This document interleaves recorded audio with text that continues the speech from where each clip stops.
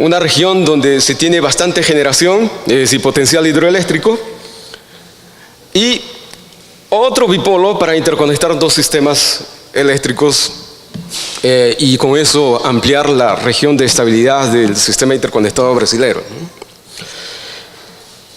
Nosotros, como experiencia, hemos trabajado en el modelo de los conversores del proyecto Río Madera y en los dos bipolos de Belo Monte.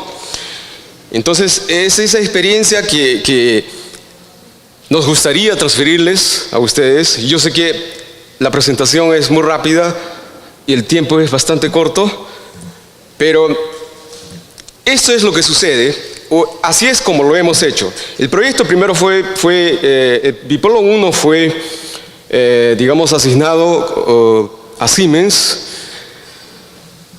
con llave en mano, es decir, Siemens ha presentado todos los estudios y todos los equipamientos, excepto la construcción de la línea en corriente continua. Entonces, a través de Chessy hemos participado para hacerle los trabajos a Siemens y los resultados son estos. El proceso consiste en lo siguiente. Paso número 1 es que hay que definir el modelo de los conversores. Ese modelo de los conversores inicialmente es definido en el programa que les he mencionado, el PSCAT. Es un modelo conceptual. Luego, ese modelo se tiene que transferir a otras etapas, como es el caso del PSCAT, pero a nivel más detallado, el ATP, ANATEN, y por último el RTDS. Todos estos primeros, digamos, paquetes son restringidos apenas para el ONS, que en este caso sería como el COES, aquí en Perú. Y los siguientes modelos son desarrollados para los agentes que se van a conectar posteriormente. Es decir, si por ejemplo en la barra de Montalvo futuramente se va a conectar, digamos, un conversor de compensación de reactivos, y nosotros no tenemos, es decir, el COES no tenga el modelo de ese conversor, y luego posteriormente exista la necesidad de conectar, digamos, una central a la misma barra, necesitamos saber cuál va a ser el impacto de esa nueva central en el sistema y en ese equipo que fue instalado. Entonces, necesitamos tener ese modelo para darle a ese nuevo agente, a ese nuevo generador, para que él las utilice en sus análisis, en los estudios que ellos van a desarrollar. Entonces, esto es justamente lo que está previsto para eso, es lo que es previsto, para darle a los nuevos agentes, para que ellos los utilicen y los analicen el impacto de su emprendimiento. Pero todas ellas tienen que provenir de algo, es decir, tiene que ser un modelo que sea capaz de reproducir el comportamiento real del equipamiento. No puede ser un modelo aproximado, porque si entregamos un modelo aproximado, vean el efecto. Es decir, primero vamos a dimensionar de forma errada nuestro equipamiento, y luego los agentes también van a utilizar un modelo que no es la más exacta, y por tanto ellos también no van a, digamos, se prevenir en muchos casos para eventuales problemas, o no van a prevenir los impactos negativos que pueden ocasionar en el sistema interconectado.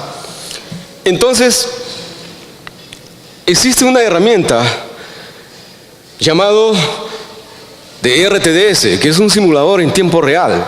Ese sistema es que tiene que ser exactamente el sistema de control del equipo real que se va a instalar en el campo. Es decir, además de calcular esos ajustes finos del sistema de control, ellas no pueden ser efectuadas de forma aislada. Es decir, yo no podría colocar aquí mis cubículos del sistema de control y mi simulador y simplemente hacer los ajustes aquí. O no podría decir que vamos a colocar un sistema equivalente y vamos a conectarlo aquí y vamos a ajustarlo. No puede ser de esa forma. Entonces, podemos dar una verificada. Podríamos tener errores entre el comportamiento real y las simulaciones, como los que observamos aquí. Existe un error y eso traería consecuencias negativas, definitivamente, ¿no? Entonces, lo que se ha venido haciendo en los últimos años es el siguiente, que no solamente puede aplicar esto para transmisión en corriente continua, sino también para cualquier equipamiento basado en electrónica de potencia o incluso para máquinas en centrales hidroeléctricas, para hacer el ajuste de los estabilizadores, de los reguladores de tensión, etc. Se requiere un simulador en tiempo real. Ese simulador nos requiere salidas, es decir, ella va a tener salidas y entradas digitales, pero esas digitales necesitamos convertirlos en señales analógicas. Para eso se requiere un amplificador de 4 cuadrantes, es decir, potencia activa y reactiva, puede ser negativa o positiva. Y necesitamos los racks, es decir, los cubículos del sistema de control, de cualquier equipamiento. Entre ellas va a existir una transferencia de señal digital y una transferencia de señal analógica. Obviamente, de aquí para acá, vamos a tener un convertidor de analógico digital. Ese es más o menos, en líneas generales, el esquema. Pero vamos un poco más profundo. Existen los simuladores offline, es decir, todo el mundo aquí conoce, por ejemplo, el Disk Ceiling, sería un simulador offline, es decir, modelamos nuestro sistema interconectado, escogemos para simular digamos un cortocircuito, en este caso en dominio de tiempo, tendría que ser un asunto de, por ejemplo, estabilidad, y le decimos, bueno, haz los cálculos de los ángulos, tensiones, etcétera, para los próximos 10 minutos, por ejemplo. Esos 10 minutos, este simulador offline no necesariamente lo va a calcular en 10 minutos en tiempo real. Puede calcularlo más rápido, puede demorarse 1 minuto o puede demorarse 20 minutos, dependiendo del tamaño del sistema interconectado o del tamaño del sistema eléctrico. Entonces, asimismo, existen varios otros softwares que no necesariamente están sincronizados con el tiempo real, sino ellos calculan el tiempo que tú le digas que calcule, pero no necesariamente en el tiempo real. Puede ser más rápido o puede ser en más tiempo. Esos son los simuladores offline que en la actualidad trabajamos con esto, ¿no? Es decir, para cada caso necesitamos hacer una simulación y bueno, analizar y luego decir, bueno, creo que tenemos que ajustar de esa forma el relé de protección o el compensador, qué sé yo. Es decir, si tenemos aquí una red donde estamos simulando y estamos utilizando uno de esos simuladores offline, jamás podríamos conectarle, por ejemplo, los relés de protección. No sería posible. Entonces, ¿qué han venido haciendo los fabricantes a lo largo de estos años? Es decir, los fabricantes siempre han estado innovando, desarrollando nuevas tecnologías, nuevos conversores, etc. Pero ¿cómo los han venido haciendo esto? Ellos han venido utilizando los TNAs. Aquí en Perú, por cierto, tenemos TNA, que está en TecSud. Estoy seguro que muchos de ustedes conocen ese TNA. Es decir, tenemos un pequeño sistema eléctrico a escala reducida, donde se tiene desde generación, transmisión, carga, relés de protección, etc. Ese es un TNA. Así es como han venido desarrollando tecnología los fabricantes. Entonces se obtiene en tiempo real, digamos, las corrientes, todos los parámetros que requerimos y podemos ir haciendo los ajustes, ¿no? Esta es, por ejemplo, una muestra de un TNA a escala reducida. Pero hoy en día, ese TNA existe en un digital, es decir, un software y con sus interfaces.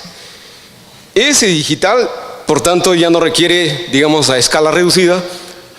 El sistema podría ser en dimensiones reales, pero de forma digital. Esta es una foto de un simulador digital, en tiempo real. Este es, por ejemplo, el amplificador, donde hace interfase con el equipamiento o el sistema de control que quiero ajustar. Dentro de ese simulador en tiempo real, por ejemplo, para el caso de Bipolo 1 de Belo Monte, necesitamos crear un sistema equivalente. No podríamos decirle, mira, vamos a crear aquí en esta barra un equivalente de mi sistema interconectado y aquí los conversores y luego el otro terminal. No podría ser de esa forma. ¿Por qué? Porque para las especificaciones necesitamos calcular tensiones y corrientes que sean realísticas. Y ellas dependen de frecuencia, dependen de las longitudes de las líneas, etcétera, etcétera. Entonces, necesariamente, mínimamente necesitamos representar cierta cantidad de barras. A pesar de que el sistema brasileño es inmenso, pero para este proyecto, por ejemplo, este es el sistema que se ha definido para colocarlo, para modelarlo en ese simulador en tiempo real. Este es el terminal de Xingu. Entonces, todo el resto, digamos alejados un par de barras, ya se les puede colocar un equivalente, ¿no? Un equivalente TVNA o Thevenin, ¿no? Entonces, esto es modelado dentro de ese sistema digital. Y por supuesto, también los conversores. Y en el otro terminal, de la misma forma. En el terminal estreito, que queda en Minas Gerais, tenemos otro sistema equivalente, también modelado dentro de ese simulador en tiempo real, incluyendo los conversores. Pero el sistema de control no. El sistema de control tiene que estar por fuera, porque el objetivo es ajustarle ese sistema de control, pero usando aquel sistema interconectado, todo en un mundo digital. Entonces, aquí dentro está aquel sistema eléctrico virtualmente, ¿no? Y aquí están los cubículos de los sistemas de control de los conversores. Entonces, el quien ajusta puede hacer las fallas, los escenarios N-1, etc., de tal forma a verificar si esos sistemas de control van a responder adecuadamente o no. Y esto se hace en el laboratorio. Una vez ajustado ese sistema de control, entonces, en Brasil lo que se hace es se lleva estos cubículos al campo, se les deja allá, se les conecta y listo. Y se comisiona y comienza a operar. Claro, eventualmente en algunos casos, como el caso de Río Madeira, el Bipolo 2, dio problemas, pero no exactamente por el sistema de control. Aparecieron otros fenómenos que no fueron previstos. Pero en otros lugares, como el caso de Canadá, este proceso de prueba consiste en que vamos a ajustarle este sistema de control, que podría ser de cualquier equipamiento, ojo, no necesariamente de corriente continua, y vamos a tener una réplica de ellos. Es decir, vamos a tener una réplica que va a estar allá en el campo y el otro, su gemelo, digamos, en el laboratorio. La ajustamos, esto es lo que tienes que tener ahí en la réplica, y ahí, durante el resto de vida, de operación de ese equipamiento, ambos conviven. ¿Y cómo? Por ejemplo, de aquí a 10 años apareció, digamos, más interconexión. Cambió potencia de cortocircuito, cambió otros, digamos, escenarios, parques eólicos entrando. Se tienen que hacer los reajustes de esos sistemas de control. Entonces, en el laboratorio, ellos están operando en tiempo real, en paralelo a la vida real. Entonces, ellos están previendo qué es lo que podría pasar en la simulación y ellos informan a los operadores para que puedan prevenir estos casos. Es decir, ya es un proceso de trabajo bastante ambicioso y de tecnología avanzada, ¿no?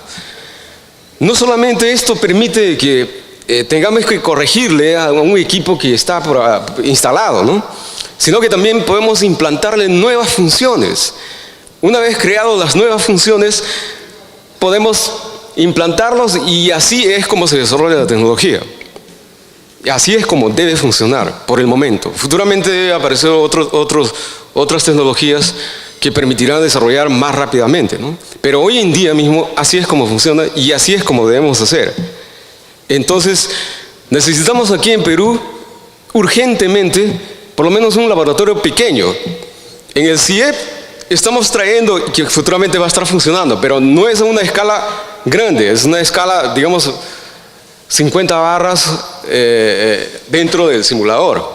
Pero necesitamos urgentemente esto de aquí. Sin esto vamos a seguir corriendo atrás como siempre. Eso es importantísimo, la reflexión. Aquí otra foto donde estos simuladores en este caso se encuentran en el ONS, es como si estuviera en el COES. Entonces ellos son los que están ajustando juntamente con los especialistas, con los consultores, etcétera, etcétera. Y así es como se trabaja en equipo, ¿no? Para implantar este tipo de tecnología, ¿no? Y los resultados entonces se obtienen, se validan, y una vez validado, el resto ya es, digamos, esperar a que los inversionistas obtengan su retorno, ¿no? Muchísimas gracias por la atención. Ingeniero Chuco, muy interesante su exposición. ¿Nos podría decir, aquí en el Perú, dónde podríamos implementar un sistema DC? ¿Por qué no se ha hecho, por ejemplo, una línea de transmisión DC hasta ahora en el Perú? ¿Y cuál sería la posibilidad de hacer una línea? ¿Qué nivel de potencia tendría que tener para hacer una interconexión a Brasil, una línea DC? Gracias.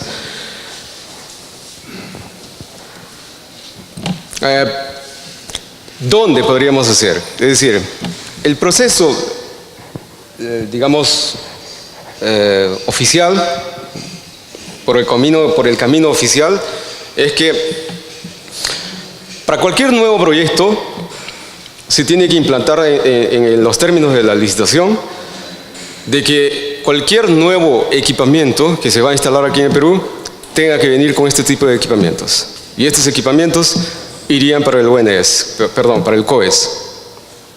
Allá se tendrían estos equipamientos. Es decir, hacemos la licitación, vamos a instalar, digamos, un compensador estático moderno, entonces quien va a ganar la licitación, él las tiene que dar esos equipamientos. Específicamente en el tema de corriente continua, yo entiendo que aquí en Perú tenemos un pequeño problema, que fue apareciendo recientemente, que son el problema de resonancia subsíncrona. Y dicho sea de paso, hay un grupo de máquinas que están paradas por causa de eso, ¿no? Y otro detalle es que hay un grupo de máquinas que no están generando al 100% de su potencia instalada. Este tipo de equipamiento, este tipo de conversores en back-to-back podría resolver tranquilamente este problema. Es decir, no necesariamente tenemos que pensar en interconectar entre sistemas grandes o entre países, no necesariamente. Podemos colocar estos conversores para robustecer nuestro sistema interconectado, para resolver este tipo de problemas. Y sobre todo para hacer más confiable, para hacer que el sistema interconectado sea más confiable, ¿no? Entonces, ese es otro punto. El otro punto entre Perú y Brasil, esa fue la tercera pregunta. ¿Qué potencias? Eso depende de cuántas potencias podemos producir nosotros. Porque Brasil puede recibir cualquier potencia que le ofrezcas. Porque allá el crecimiento de la demanda de energía, yo calculo por lo menos unos 20 veces la potencia instalada por año. Quiere decir, 20 veces la potencia instalada aquí en Perú por año. Así como China, 10 veces la potencia instalada en Brasil por año, ¿no? Entonces ese es el crecimiento más o menos. Entonces, lo que produzcamos podemos venderle. Yo creo que no hay ninguna limitación. Y en términos de tecnología tampoco las hay. Estos conversores, como les acabo de mostrar, ellos son de 4 gigawatts cada conversor. Son 2 bipolos, son 8 gigawatts por líneas de transmisión. Entonces, en términos de potencia, tampoco